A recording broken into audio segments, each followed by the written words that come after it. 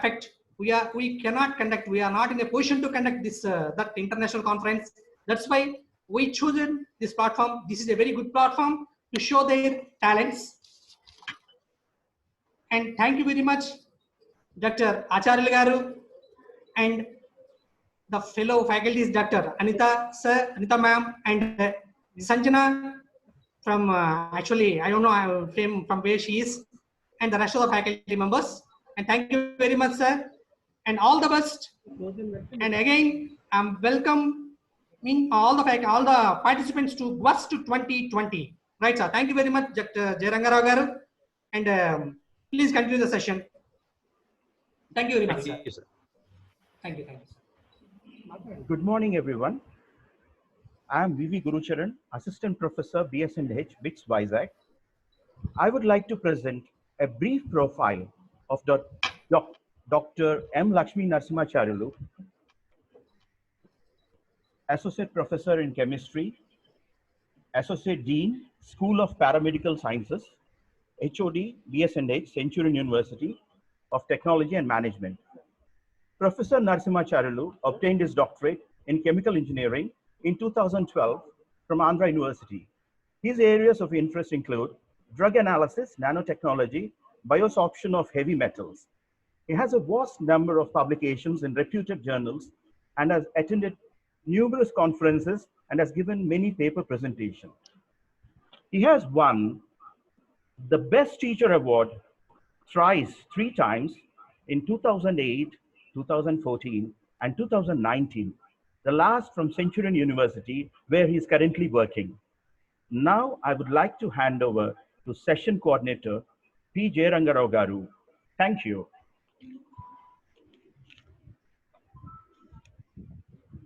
Thank you, sir. Thank you, Gurucharan sir, for his valuable words about one of the eminent person, Acharya Garu. Now he is acting as a host to our session. Now I would like to invite our participants, Dr. S. Anita Garu. She would like to share his PPT.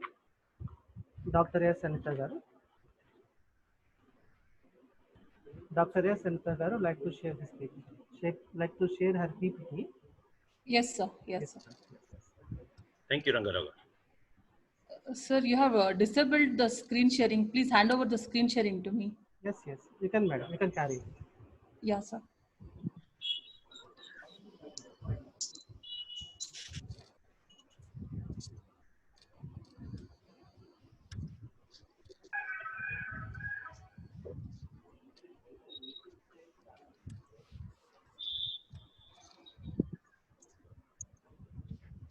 Shall we start, Sanjana? Yes, ma'am. Ma'am, I can't see the screen. Yes, ma'am. We can.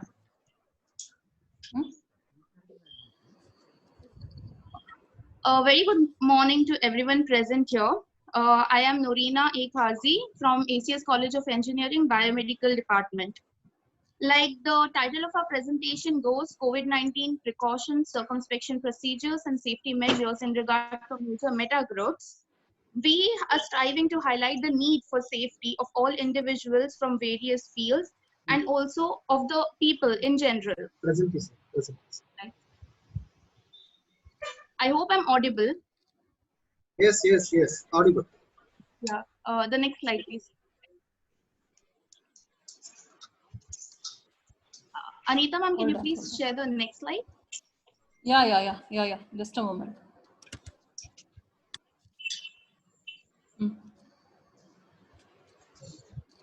Okay, so this is the various contents, the list of contents which will be further explained in this presentation. The next. Not that we're not aware of, but COVID-19 is an infectious disease caused by most recently discovered coronavirus, which is a large family of viruses which may cause illness in animals or humans. At this point of time, there are more than 24,98,998 cases globally, with almost 1,71,034 fatalities. And these stats are as per 23rd of April 2020. The Ministry of Health and Family Welfare confirmed a total of 21,393 cases along with 681 deaths.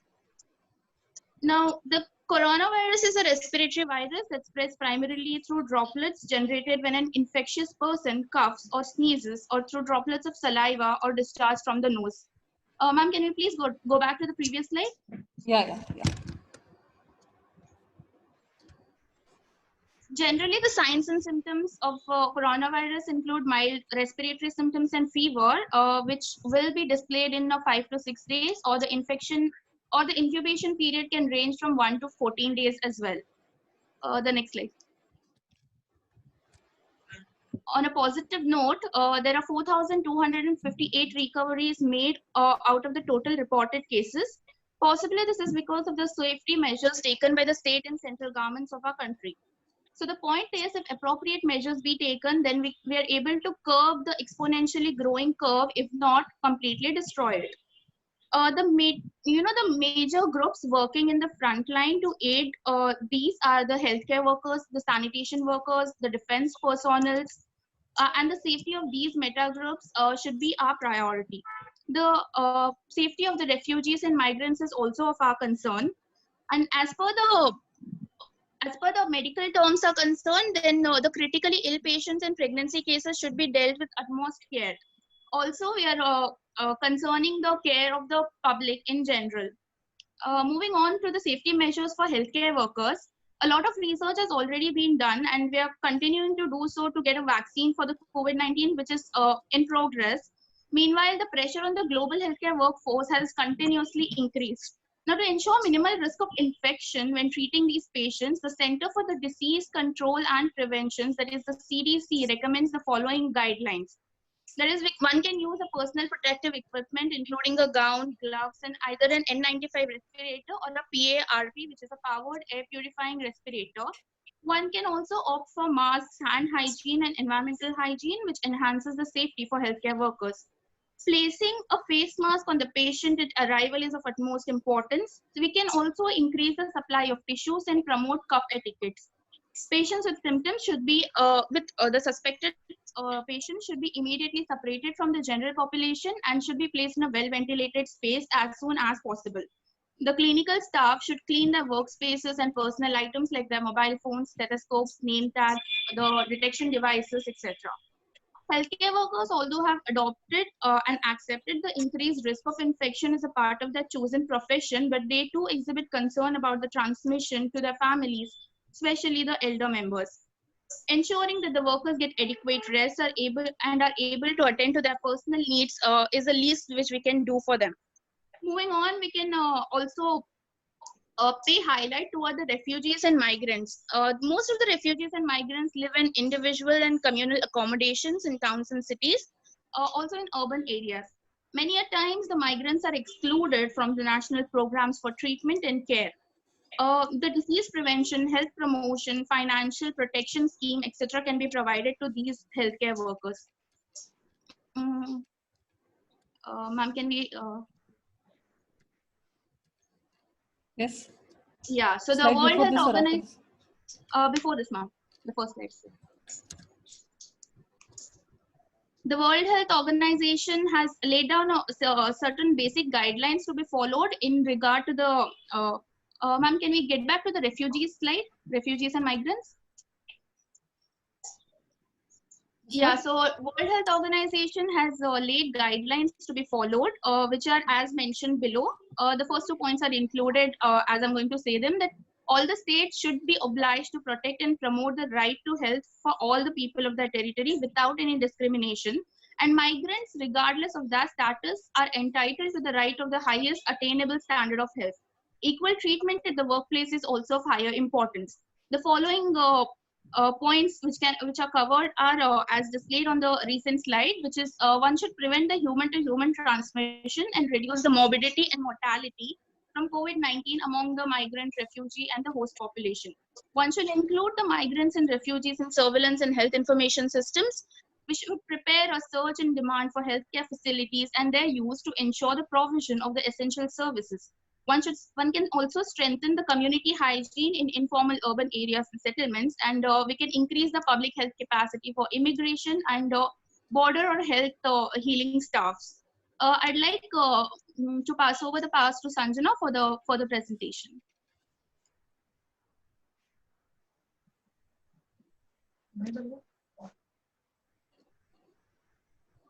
Sanjana?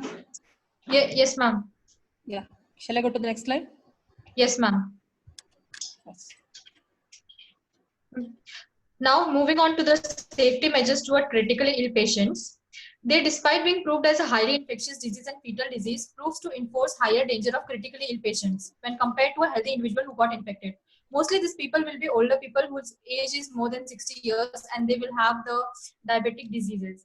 So major modifications should be included in this critical care. They are use of medical face masks for symptomatic patients during assessment and transfers. The patient should be admitted to the private rooms as soon as possible. The distance should be maintained 2 meters between the patients, and the clinicians involved with the procedure should use airborne precautions using N95 respirators and eye protection. On the next slide. The caution when using high flow nasal oxygen and non-invasive ventilation due to risk of dispersion and aerosolized virus in the healthcare environment with poorly fitting masks. Ensure staff have updated training in the infections prevention and control, including personal protective equipments. The doctors and the staff should know well updated about the training should be given to the patients. Next. Now moving towards the safety measures related to the pregnancy ladies. Pregnancy being a state of partial immune suspension which makes pregnant women more vulnerable to viral infections, and the morbidity is also observed to a higher with seasonal influenza. WHO has managed some guidance according to the COVID-19, which includes, it is advisable that the pregnant women refrain from unnecessary travel, avoid crowd, public transport, and contact with sick people. And more importantly, they should practice the maintain good personal and social hygiene. Pregnant women with symptoms of fever, cough, fatigue, sore throat should go for timely medical consultation and health. Women with travel history to endemic areas and those with a clinician suspension of infection should be isolated and investigated. The patient should identify and satisfied into mild, severe, or critical categories and by a multidisciplinary team of specialists in intensive care medicines, microbiologists, anesthesiologists, and neonatologists. Adequate rest, hydration, nutritional support, water, and electrolyte balance should be ensured for the pregnant woman. Now, when we talk about the pregnant woman, neonatal is very important. So we should take care of them also. So for them, the preventions are early cord clamping and temporary separations of the newborn for at least 2 weeks is recommended to minimize the risk of viral transmissions. For avoiding longer and close contact with the infected mother. The neonat should be cared for in an isolation ward and carefully monitored for any signs of infection because these babies will be very sensitive. During this period, direct breastfeeding is not recommended.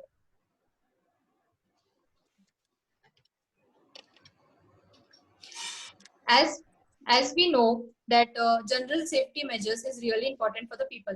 So first, safety is your responsibility. So as this outbreak continues to evolve, many nations are considering options to prevent the introduction of the disease to new areas by reducing human-to-human transmission.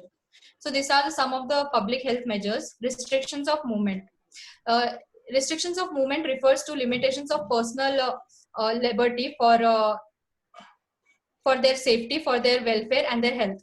Quarantine. One should have the strict quarantine to maintain themselves. The separation from the rest of the population, you should maintain distance from other people. The last one is healthy people being advised to monitor symptoms. Now the quarantine proving to be one of the major moves by the government, and its implementation should focus on the following measures. Persons who are quarantined need to be provided with healthcare, social, financial, psychological support, and basic needs, including food, water, and other essentials. Authorities are obliged to provide people with clear, transparent, and up-to-date consistent guidelines with reliable information about various measures.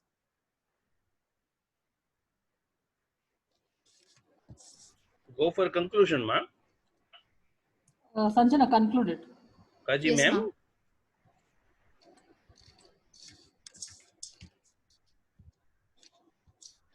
As we have discussed the different meta groups, so we have concluded here that there are many challenges to overcome, such as shortage of N95 masks and PPE kits, depleting of medicines and blood product added to which increased state of population. So as a wake-up call, each and everyone should start worrying about their own health and also of their family's wealth.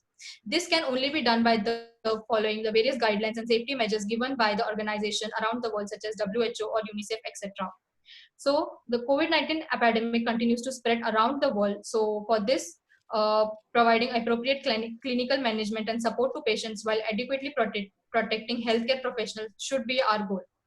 So following the lockdown protocol, listening to the defense forces, healthcare personnel, and maintaining hygiene has to be prioritized by the people. Thank you. Very good presentation by both of you.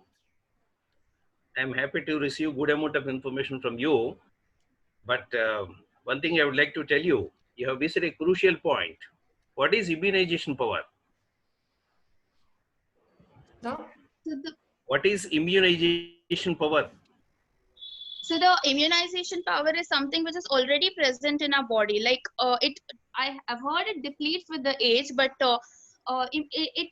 it's like a cover which is protecting our body from the day-to-day all the day-to-day harmful viruses or anything which we come in contact with. And COVID-19, in relation to COVID-19, the immunization power is either less for the patient who is being affected, or it's just fine, because we can see many patients being recovered also. Good. See, can you give a brief comparison between HIV/AIDS and what we call COVID? So COVID, the virus would stay in the body for 14 days maximum, but HIV is not so. The immunity of the body will be destroyed totally by the virus of HIV. Yes, ma'am, you are right. You Yeah. can extrapolate the lifespan of the individual by means of continuing the immunization power, by means of giving the balanced diet. So that's how we can come out of the problem, both of that of HIV/AIDS as well as the COVID. Okay. Very good presentation by both of you. And last question, what is your opinion? How lockdown has helped either increasing the COVID percentage or decreasing the COVID percentage? Justify your answer. So the government has imposed the lockdown. It is the public's personal responsibility to look how much they are taking their personal safety. Do you support it or are you against it? So through the No, sir, I'm lockdown, not against, but it is really important. Yes, ma'am. through the lockdown, actually awareness was created amongst people about COVID. If the lockdown had not taken initially, people wouldn't have got this awareness. But now it is going to peak. What are the next after effects or the effects of COVID is still a big question mark, sir. Yeah. Well, one excellent point you might have observed that. What is the percentage of death rate in India compared to any other foreign country? It's 4%. 1.7. Are you sure? I'm not sure, 2.8, sir. I remember to have read 2.8. it somewhere. It is 2.8, sir. It's around 3. Yeah. Yeah, that's right. So very good presentation. Good luck both of you. Thank you, So sir. I would like to thank, these are my students of 6th semester, Noorina and Sanjana. Chaitanya is my PhD research scholar. So these people have put a lot of effort during this lockdown, and they were very enthusiastic to present this. They have also won many state awards, national awards also for presenting their papers. I would like to thank our management to giving our students such a good opportunity. And thanks Ma'am, for your better- wonderful organization. Better to add that immunization slides also. Okay, because Yeah, sure, sir. that's very crucial. Okay. Good luck. Good luck. Yeah, sure. Yeah, sir. Thank you, sir. Thank you, madam. Dr. Anita S. Rangarao Thank you, sir, sir. who is the next presenter? Yes, sir. Yes. There is only one presenter, sir. The second Okay, one, I think, because of some technical issues, they are unable to log in right now. No And problem. we No will problem. see that participant in next issue, the next session. Right, sir. Once again, it's a nice presentation from Dr. Anita, madam. It's a very nice and very informative and as well as knowledgeable. From BITS Vizag, we are congratulating each and every participant for your interest and as well as for such a nice presentation. As a teamwork, would like to appreciate from the BITS Vizag. And once again, I would like to thank to our Congratulations, BITS Vijay, for conducting this kind of events and contributing to the national development. Thank you, sir. Thank you. Thank you, Head of the Department of Basic Sciences, Sri Murthy Garu, and Jairam Garu, my dear colleague, for giving this opportunity. Yes, sir. I'm very Thank you, thankful to Dr. MLN, Professor Dr. MLN Acharya Garu. He is the head of the department at Century University. He is hosting as a chair. I'm very thankful to him for his nice suggestions, guidance, and extended support for BITS Vizag events. Thank you, sir. Now we are coming to the end of the session. The end of the session, the proceedings. Now I would like to hand over to Mr. V.V. Gurucharan, Basic Science Department. Thank you. Also, my thanks to Gurucharan Garu for the giving introduction to me. Thank you, sir. Thank you, sir. Yeah, you're welcome, sir. It was a wonderful session. First and foremost, I would like to congratulate everyone for presenting wonderful papers, informative, scientifically very valid on the COVID situation, the precautions to be taken, and the scientific aspects and the biological aspects on all the medicinal aspects of COVID.